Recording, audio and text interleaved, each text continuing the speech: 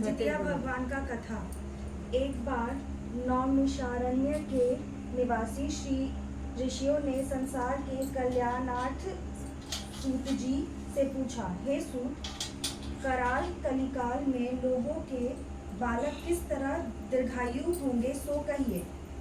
सूत जी बोले, जब द्वापर का अंत और कलयुग का आरंभ था, उसी समय बहुत सी शोकाकुल स्त्रियों ने आपस में सलाह की कि क्या इस कलयुग में माता के जीवित रहते पुत्र मर जाएंगे। जब वे आपस में कुछ निर्णय नहीं कर सकी, तब गौतम जी के पास पूछने के लिए गई। तब उनके पास पहुंची तो उस समय गौतम जी आनंद के साथ बैठे थे।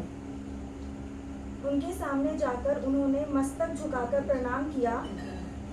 तदंतर स्त्रियों ने पूछा, हे प्रभु, इस कलयुग में लोगों के पुत्र किस तरह जीवित रहेंगे, इसके लिए कोई व्रत या तप हो तो कृपा करके बताइए। इस तरह उनकी बात सुनकर गौतम जी बोले, आपसे मैं वही बात कहूँगा जो मैंने पहले से सुन रखी है। गौतम जी ने कहा, जब महाभारत युग का अंत हो गया और द्रोण पुत्र अश्वत्थामा के द्वारा अपने बेटों को मरा देखकर सब पांडव बड़े दुखी हुए, तो पुत्र के शोक में से व्याकुल होकर द्रौपदी अपनी सखियों के साथ ब्रह्माश्रेष्ठ धौम्य के पास गई और उसने धौम्य से कहा, हे विपेंद्र, कौन सा उपाय करते हैं, कृपा करके ठीक ठीक कहिए। धौम्य बोले, सत्युग में सत्यवचन बोलने वाला, सत्याचरण करने वाला, समदर्शी जीमूतवाहन नामक एक राजा था। एक बार वह अपनी स्त्री के साथ उसके ससुराल गया और वहीं रहने लगा। एक दिन आधी रात के समय पुत्र के शोक से व्याकुल कोई स्त्री रोने लगी, क्योंकि वह अपने बेटे के दर्शन से निराश हो चुकी थी। उसका पुत्र मर चुका था। वह रोती हुई कहती थी, हाय, मुझे बूढ़ी माता के सामने मेरा बेटा मरा जा रहा है। उसका रुदन सुनकर राजा जीमूतवाहन का तो मानो हृदय विदीर्ण हो गया। वह तत्काल उस स्त्री के पास गया और उससे पूछा, तुम्हारा बेटा कैसे मरा है। बूढ़ी ने कहा, गरुड़ प्रतिदिन आकर गांव के लड़कों को खा जाता है। इस पर दयालु राजा ने कहा, माता, अब तुम रो मत, आनंद से बैठो, मैं तुम्हारे बच्चे को बचाने का यत्न करता हूँ। ऐसा कहकर राजा उस स्थान पर गया जहाँ गरुड़ आकर प्रतिदिन मांस खाया करता था। उसी समय गरुड़ भी उस पर टूट पड़ा और मांस खाने लगा। जब अतिशय तेजस्वी गरुड़ ने राजा का बायां अंग खा लिया, तो झटपट राजा ने अपना दाहिना अंग फेर कर गरुड़ के सामने, कौन हो तुम, मनुष्य तो नहीं जान पड़ते, अच्छा अपना जन्म और कुल बताओ। पीड़ा से व्याकुल मन वाले राजा ने कहा, हे पक्षीराज, इस तरह के प्रश्न करना व्यर्थ है, तुम अपनी इच्छा भर मेरा मांस खाओ। यह सुनकर गरुड़ रुक गए और बड़े आदर से राजा के जन्म और कुल की बात पूछने लगे। राजा ने कहा, मेरी माता का नाम है शैव्या और मेरे पिता का नाम शालिवाहन है। सूर्यवंश में मेरा जन्म हुआ है और जीमूतवाहन मेरा नाम है। राजा की दयालुता देखकर गरुड़ ने कहा, हे महाभाग, तुम्हारे मन में जो अभिलाषा हो वह वर मांगो। राजा ने कहा, हे पक्षीराज, यदि आप मुझे वर दे रहे हैं तो वर दीजिए कि आपने अब तक जिन प्राणियों को खाया है वे सब जीवित हो जाएं। हे स्वामी, अब से आप यहाँ बालकों को न खाएं और कोई ऐसा उपाय करें कि जहाँ जो उत्पन्न हो वे लोग बहुत दिनों तक जीवित रहें। धौम्य ने कहा कि पक्षीराज गरुड़ राजा को वरदान देकर स्वयं अमृत के लिए नागलोक चले गए। वहां से अमृत लाकर उन्होंने उन मरे मनुष्यों की हड्डियों पर बरसाया। ऐसा करने से सब लोग जीवित हो गए जिनको कि पहले गरुड़ ने खाया था।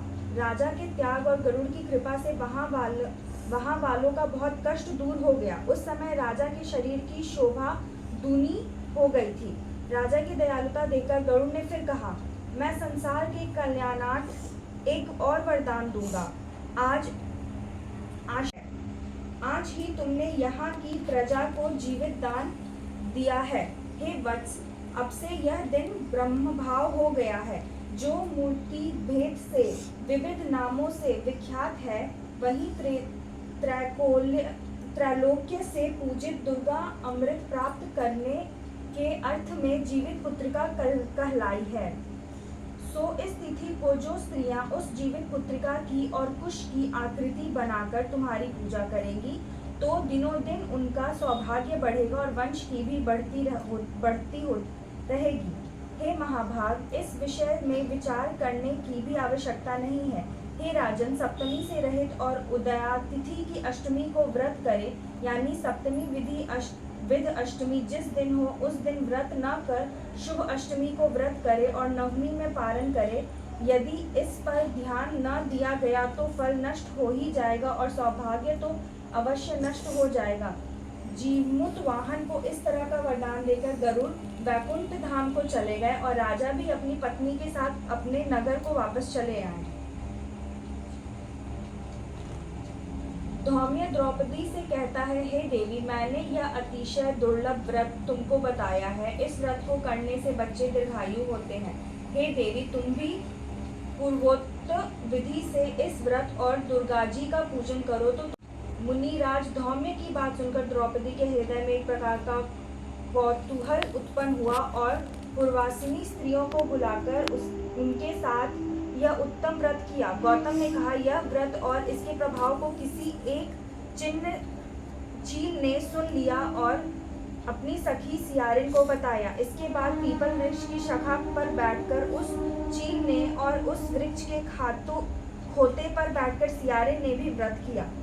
फिर वही चील किसी उत्तम ब्राह्मण के मुंह से यह कथा सुन आई और पीपल के खोते में बैठी हुई अपनी सखी को सुनाया। सियारिन ने आदि कथा सुनी ही थी कि उसे भूख लग गई और वह उसी समय शव से भरे हुए शमशान में पहुंची। वहां उसने इच्छा भर मांस का भोजन किया और चील बिना कुछ खाए पिए रह गई और सबेरा हो गया। सवेरे वह गौशाला में गई और वहां गौ का दूध पिया। इस तरह नवमी को उसने पारण किया। कुछ दिनों बाद वे दोनों मर गई और अयोध्या में किसी धनी व्यापारी के घर में जन्मी। सहयोग से उन दोनों का जन्म एक ही घर में हुआ, जिसमें सियारिन ज्येष्ठ हुई और चील छोटी। वे दोनों सभी शुभ लक्षणों में युक्त थी, इसलिए बड़ी लड़की काशीराज के और छोटे उसके मंत्री के साथ गृहपत्य अग्नि में के सामने विधि पूर्वक ब्याही गई।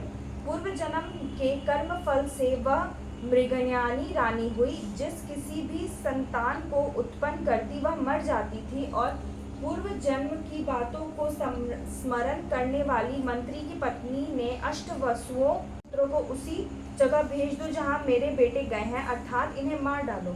यह सुनकर राजा ने उस मंत्री के पुत्रों को मारने के लिए इस प्रकार के उद्योग किए, पर मंत्री पत्नी ने जीवित पुत्रिका के पुण्य बल से बचा लिया। एक दिन राजा ने अपने आदमियों से उन पुत्रों को सिर कटवाकर पिटारी में रखवाया और वह पिटारी उनकी माता के पास भेज दिए, किंतु वे आठों सिर बेकिस्मती जवाहन रात हो गए और भले चंगे वे आठों लड़के अपनी माता के पास वापस चले गए। उनको जीवित देखकर राजपत्नी को बड़ा विस्मय हुआ। अंततः में वह मंत्री की पत्नी के पास आई और उसने पूछा, बहन, तुमने कौन सा ऐसा पुण्य किया है जिससे बार बार मारे जाने पर भी तुम्हारे बेटे नहीं मरते? इस पर मंत्री की पत्नी ने कहा, पूर्व जन्म में मैं चील थी और तुम सियारिन थी, दोनों ने व्रत किया था। अब तुम भी उस जीवित पुत्र का व्रत को करो तो तुम्हारे बेटे दीर्घायु होंगे। मैं तुमसे सच सच कह रही हूँ। उसके कथानुसार रानी ने व्रत किया, तभी से उसके कई बेटे सुंदर और दीर्घायु होकर बड़े बड़े राजा हुए। सूत जी कहते हैं कि सब प्रकार का आनंद देने वाला मैं यह दिव्य व्रत बतलाया। स्त्रियां चिरंजीवी संतान चाहती हो तो विधि पूर्वक यह व्रत करें। इति जीवित पुत्रिका व्रत कथा समाप्त।